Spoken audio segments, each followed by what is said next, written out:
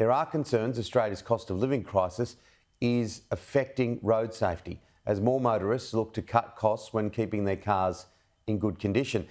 And as rate of fatal car accidents increased this year, new research shows fewer drivers are now properly insured on our roads. Terry has been servicing cars in Sydney for 50 years, and he says it feels like a recession's hit. Over the years that I've been in the game, every time there's a recession, it's just exactly the same thing. People just watch their pennies. Millions of Australians are now performing repairs on their own vehicles to save cash, according to new research. Finder surveyed more than 1,000 motorists and has found 1 in 5 Australians carried out their own maintenance in the past year. Now that isn't necessarily a bad thing. You know, being able to know how your car works is not a bad thing in any case at all. But if you're not a mechanic, you probably don't have the skills to do it as well as you ought to be able to. And that means your car may not be as safe to drive as it should be. It's just like holding a gun, really. A car, isn't it? If you don't look after it, it's just you're careless. You just go around shooting people. It's the same thing with cars. If you don't repair them, they're just going to. You can kill somebody, and they can kill themselves. And due to the cost of living crunch, if they do see a mechanic, more are paying for just the bare minimum to stay on the road.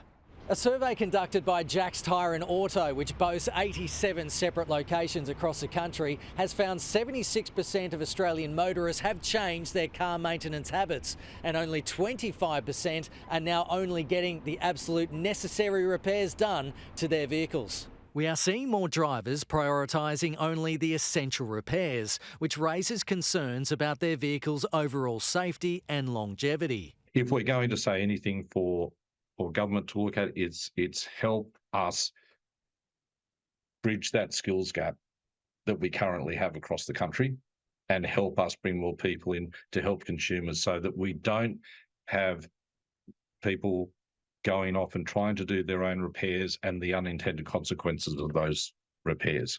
Across the country, there's been a 10.4% increase in road deaths in the 12 months to May 31 this year. Bureau of Infrastructure and Transport Research economic figures show 1,303 people have died on Australian roads in that period, up from 1,180 a year earlier. The new figures include huge fatality surges in New South Wales, up 33%, and the Northern Territory, up 72%. As accidents leading to serious injury and death increase, new research also shows there are fewer people insured on our roads due to increasing premium costs.